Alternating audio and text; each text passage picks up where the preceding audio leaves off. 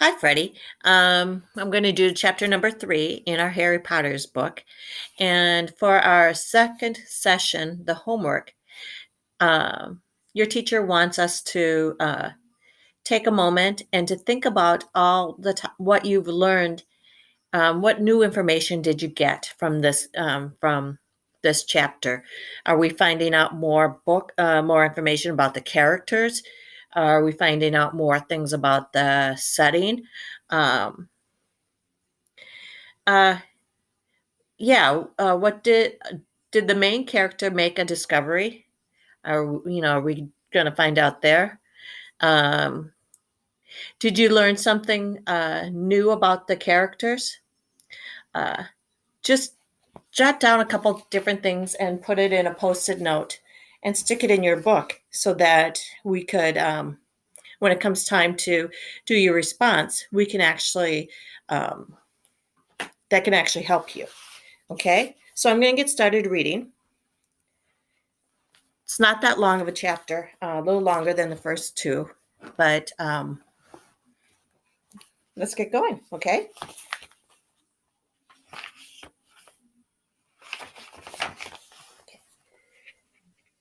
The Barrel. Ron, breathed Harry, creeping to the window and pushing it up so that they could talk through the bars. Ron, how did you? What the? Harry's mouth fell open as the full impact of what he was seeing hit him. Ron was leaning out the window of the back window of an old turquoise car, which was parked in midair. Grinning at Harry from the front seats were Fred and George, Ron's elder twin brothers. "All right, Harry," said George. "What's been going on?" said Ron. "Why haven't you been answering my letters? I've asked you to stay about 12 times, and then Dad came home and said you got an official warning for using magic in the front of Muggles." "It wasn't me. And how did he know?" "He works in the ministry," said Ron. "You knew we're not supposed to be doing spells outside of school." "You should talk," said Harry, staring at the floating car. "Oh, this doesn't count," said Ron. "We're only borrowing this. It's Dad's. We didn't enchant it. But doing magic in front of those muggles you live with. I told you I didn't. But it takes too long to explain now. Look, can you tell them at Hogwarts that the Dursleys have locked me up and they won't let me go back, and obviously I can't magic myself out because the ministry thinks that the second spell I've done in 3 days. So stop gobbler," said Ron. "We've come to take you home with us."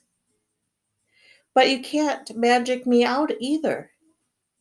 "We don't need to," said Ron, jerking his head towards the front seat and grinning. "You forgot who I've got with me." "Tie that around the bars," said Fred, throwing the end of the rope to Harry.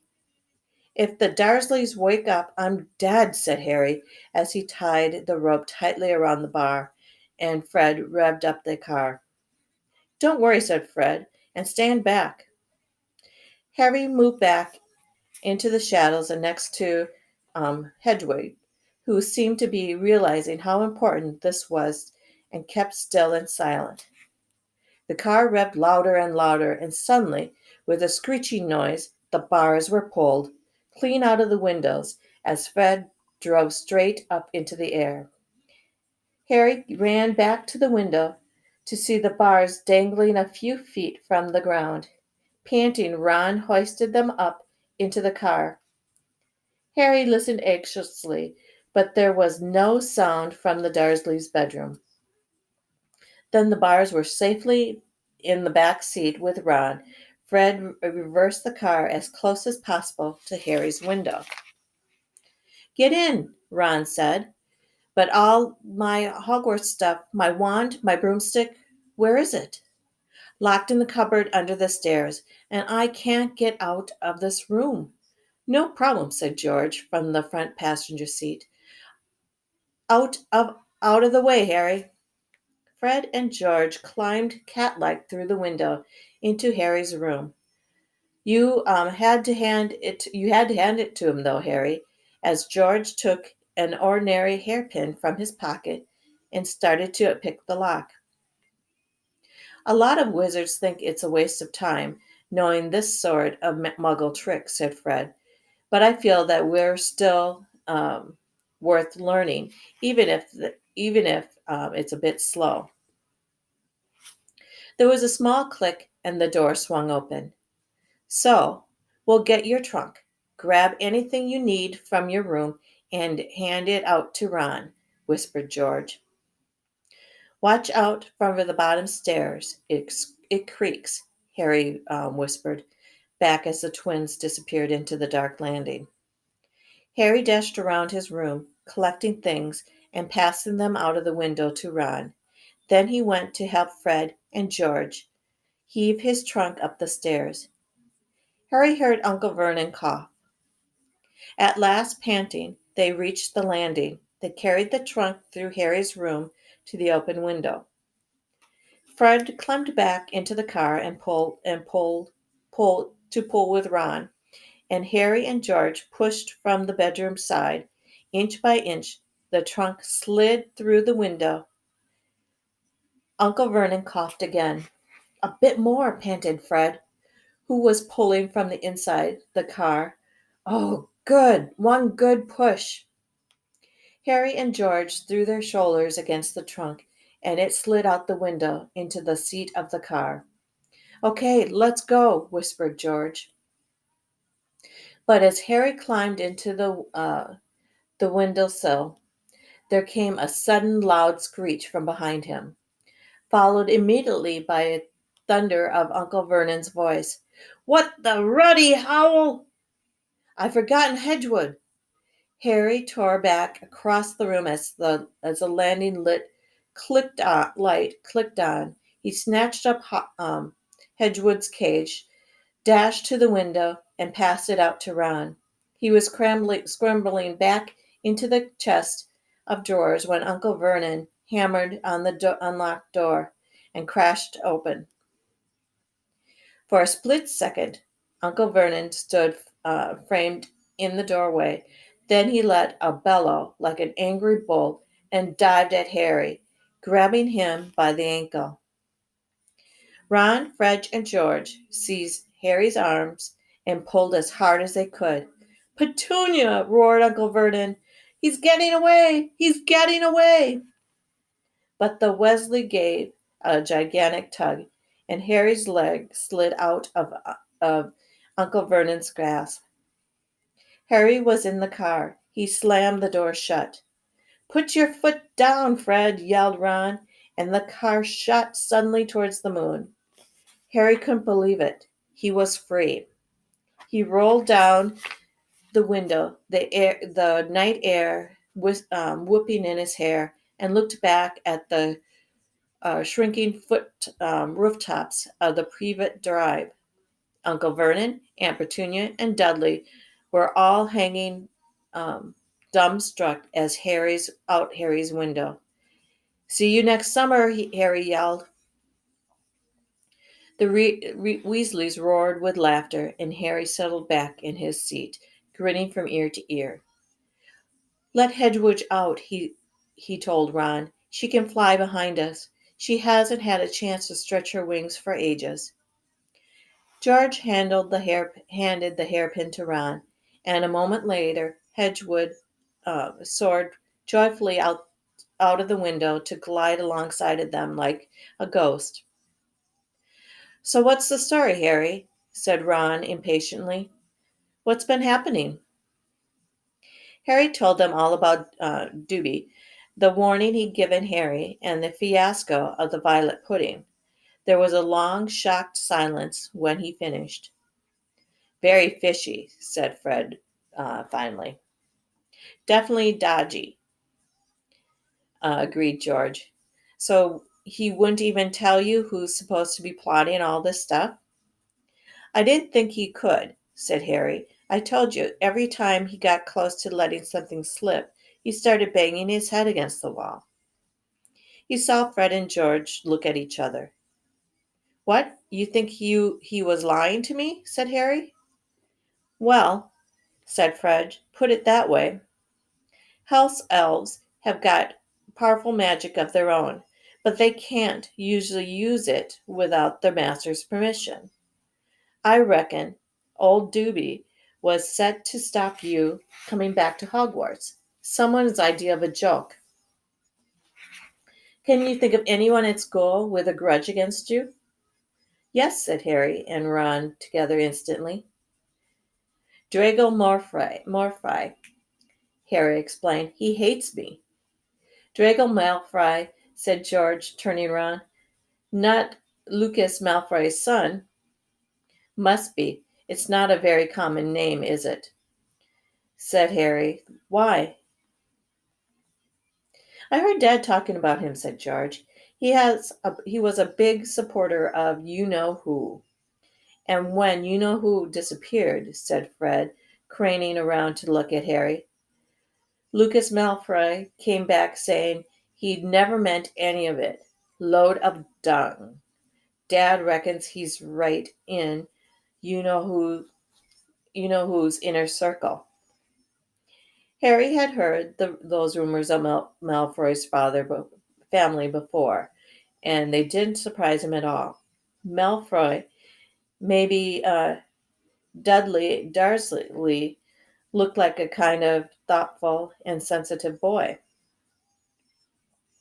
I don't know whether the Malfoys own a house elf, said Harry. Well, whoever owns him will be an old wizarding family, and they'd be rich, said Fred. Yeah, Mum's always wishing we had a elf to do the ironing, said George. But all we've got is a lousy old ghoul in the attic and gnomes all over the garden. House elves come with big old manors and castles and places like that. You wouldn't catch one in our house. Harry was silent, judging by the fact that Draco Malfoy usually had the best of everything. His family was rolling in wizard gold. He could just see Malfoy strutting around a large manor house, sending the family servants to stop Harry from going back to Hogwarts. Also sounded exactly the sort of thing Malfoy would do. Had Harry been stupid to take Dobby seriously? I'm glad you came to get me anyway, said Ron. To get you anyway, said Ron. I was getting really worried when you didn't answer any of my letters. I thought it was Errol's fault at first. Who's Errol? Our owl. Our owl. He's ancient. It wouldn't be the first time he had collapsed on a delivery. So when I tried to borrow Hermione, who? The owl Mom and Dad bought Percy when he was made perfect, said Fred from the front. But Percy wouldn't lend him to me, said Ron. Said he needed him. Percy been acting very oddly this summer, said George, frowning. And he has been sending a lot of letters and spending a lot of time shut up in his room. I mean, those only as many times. I mean, there's only as many times as you can polish a perfect badge. We're driving too far west, Fred, he added, pointing at the compass on the dashboard. Fred tilted the steering wheel. So does your dad know you've got the car? Said Harry, questioning the answer. No, said Ron. He had to work tonight. Hopefully we'll be able to get back in the garage without Mom noticing we flew it. What does your dad do at the Ministry of Magic anyway? He works in the most boring department, said Ron. The misuse of Muggle artifacts office. The what? It's all to do with the bewitching things that the Muggles made. You know, of, in case they end up back in Muggle shop or house. Like last year, some old witch died and her tea set was sold to an antique shop.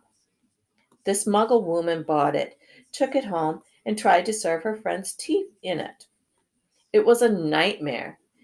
Dad was working overtime for weeks. What happened? The teapot went berserk and squirted boiling tea all over the place, and one man ended up in the hospital with the sugar tongs clamped to his nose. Dad was going frantic. It's only him and an old warlock named Perkins in the office, and they had to do the memory charms and all sorts of stuff to cover it up. But your dad, this car, Fred laughed. Oh, Dad's crazy about it. Everything to do with muggles. Our shed's full of muggle stuff. He takes it apart, puts spells on it, and puts it together again. If he raided our house, he'd have to put himself under arrest. It drove Mom mad. That's the main road, said George, peering down through the windshield. We'll be there in 10 minutes. Just as well. It's getting light. A faint pinkish glow was visible along the horizon to the east. Fred brought the car lower, and Harry could see a dark patchwork of fields and clumps of trees. We're a little bit out of the village, said George. Ottery Street, Catchpole. Lower and lower went the flying car. The edge of a brilliant red sun was just gleaming through the trees. Touchdown, said Fred, as with a light bump they hit the ground. They had landed next to the tumble-down garage in a small yard, and Harry looked out for the first time at Ron's house. It looked as though it had once been a large stone pig pen, but extra rooms had been added here and there until it was several stories high and so crooked it looked as though it had held up by magic, which, Harry reminded himself, it probably was. 4 or 5 chimneys were perched on top of the red roof. A lopsided sign stuck to the ground near the entrance read, "The Barrel." Around the front door laid a jumble of rubber boots and a vast rusty cauldron.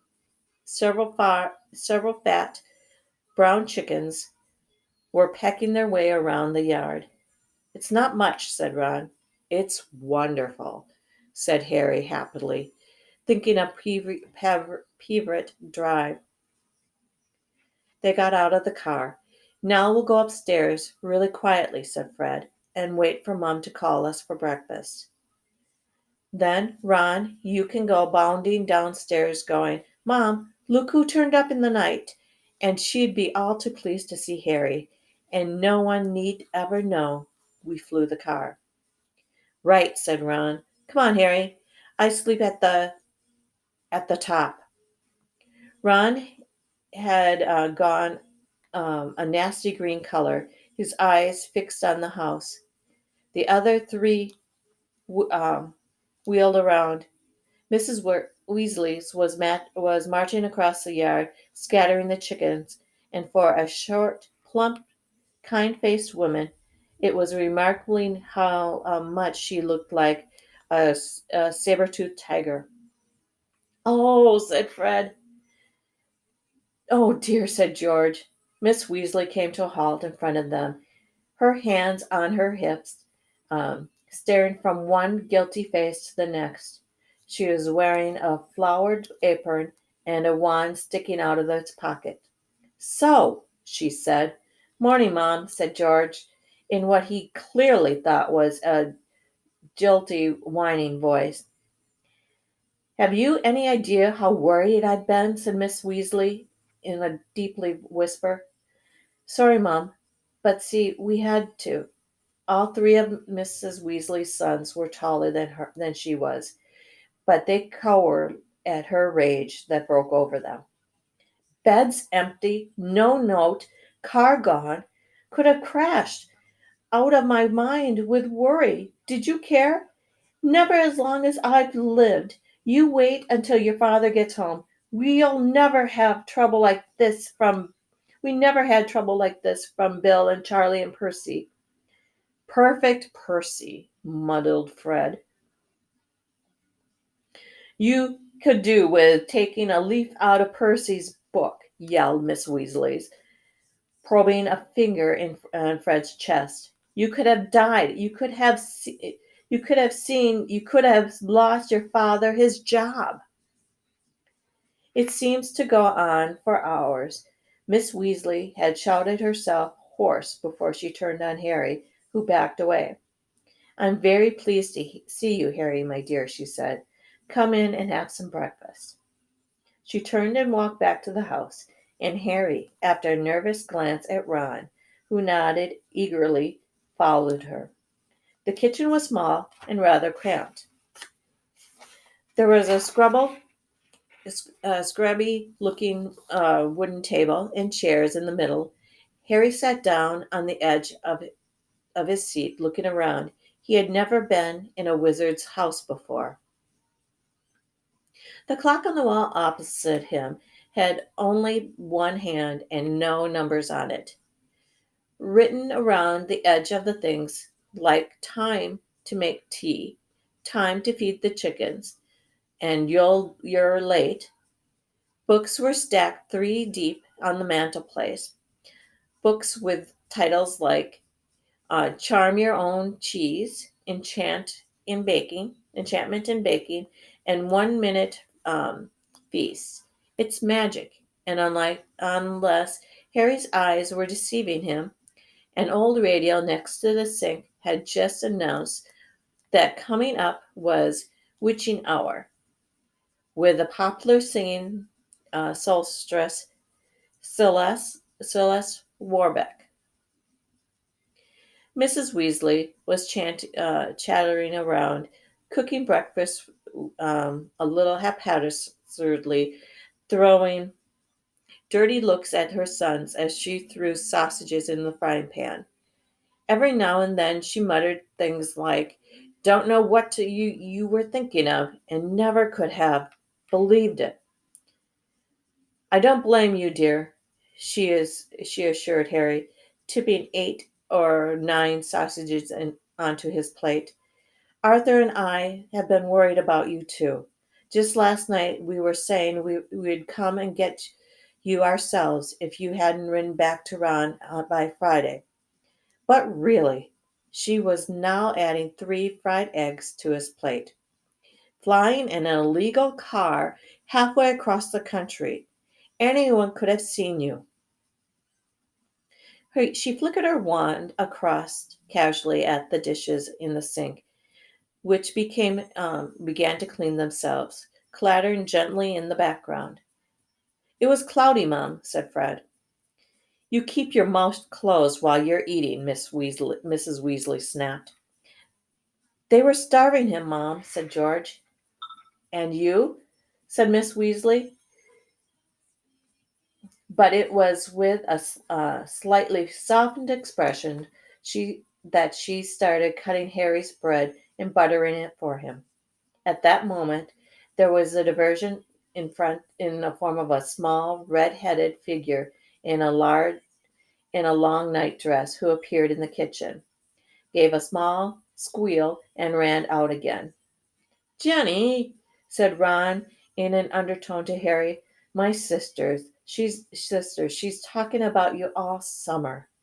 Yeah, should be wanting your autograph, Harry, Fred said with a grin. But he caught his mother's eyes and bent his face over his plate without another word. Nothing more was said until 4 plates were clean, which took a surprisingly short time. Blimey, I'm tired, yawned Fred. setting down his knife and fork at last. I think I'll go to bed and you will not, snapped Mrs. Weasley. It's your fault. You've been up all night. You're going to do gnoming the garden. You're going to denome the garden for me. They're getting completely out of hand again. Oh, Mom, and you too, she said, glaring at Ron and George. You can go to bed, dear, she added to Harry. You didn't you didn't ask them to fly that wrecked car. But Harry, who felt wide awake, said gently, I'll help Ron. I've never seen a denoming. That's very sweet of you, dear, but it's dull work, said Mrs. Weasley. Now let's see what Lockhart's got to say on the subject. And she pulled a heavy book from the stack on the mantelpiece. George groaned. You know how to denome a garden. We know how to denome a garden. Harry looked at the cover of Mrs. Weasley's book. Written across in fancy gold letters were the words Gilroy Lockhart's Guide to the Household Pets. There was a big photograph on the front of a very good looking wizard with a wavy blonde hair and bright blue eyes. As always, the wizarding world, the photograph was moving. The wizard, who Harry supposed was Gilroy Lockhair, kept winking cheekily up to them all. Miss Weasley beamed down at him. Oh, he is marvelous, she said. He knows his household pests all right. It's a wonderful book. Hmm, fancies him. Mom fancies him, said Fred. It's very audible whisper, in a very audible whisper. Don't be ridiculous, Fred, said Miss Weasley, her cheeks rather pink. All right, if you think you know better than Lockhart, you can go and get on with it. Woe betide you if there's a single gnome in that garden when I come out to inspect it. Yawning and grumbling, the Weasleys slurked outside and Harry behind them. The garden was large, and in Harry's eyes, exactly what a garden should be. The Dursleys wouldn't have liked it. There were plenty of weeds, and the grass needed cutting. But there were a gnarled tree all around the walls, plants Harry had never seen spilling from every flower bed, and a big green pond full of frogs. Mongols have garden gnomes too, you know, Harry told Ron as they crossed the lawn. Yeah, I've seen those things. They think they are gnomes, said Ron, bent down with his head in a petunia bush, like fat little Santa Clauses with fishing rods. There was a violent, a scuffling noise. The petunia bush shrugged, and Ron straightened up. This is a gnome, he said grimly. Get off me, squealed the gnome. It's clearly nothing like Santa Claus, and it's small and lecherine looking like a large knobby bald head, exactly like a potato Ron held in his at arm's length as it kicked out at him. With its horny little feet, he grasped around the ankles and turned it upside down.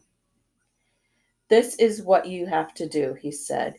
He raised the gnome over his head. Get off me! And started to swing it in great circles like a lasso. Seeing the shocked look on Harry's face, Ron added, It doesn't hurt them. They just got to make them really dizzy so they can't find their way back to the no, to the gnome holes. He let out the gnome's ankles. It flew 20 feet into the air and landed with a thud in the field over the hedge. Pitfall! said Fred. "I bet I can get mine beyond that stump." Harry learned quickly not to feel too sorry for the gnomes. They decided just to drop the first one he caught over the hedge. But the gnome, sensing weakness, sank out like a sank its razor-sharp teeth into Harry's fingers and held hard. And he had a hard job shaking it off until, "Wow, Harry, that must have been 50 feet." The air was soon thick with flying gnomes. "See, they're not too bright," said George, seizing 5 or 6 gnomes at once.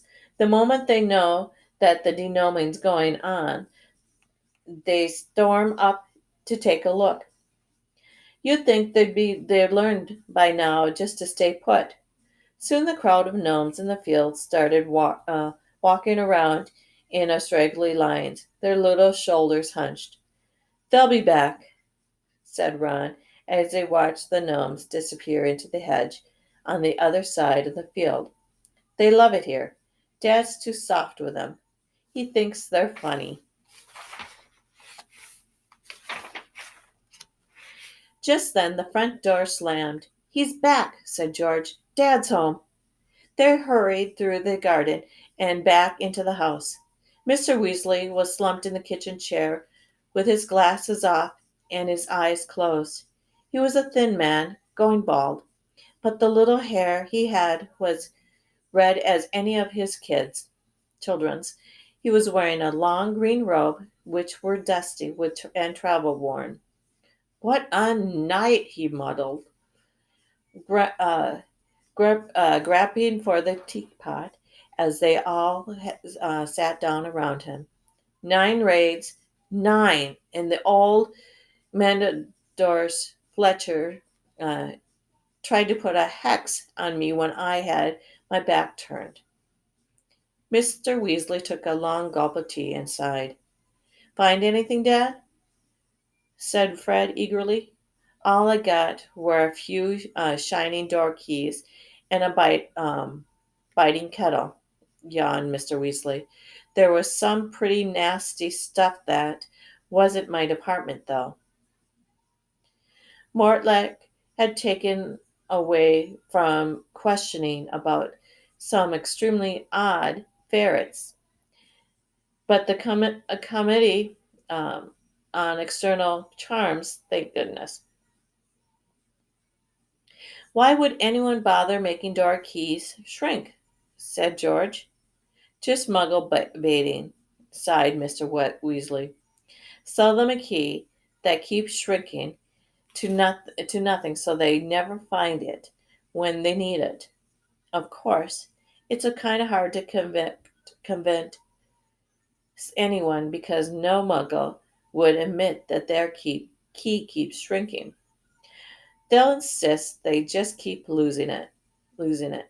Bless them, they'll go to their lengths to ignore magic, even if it's staring them in the face.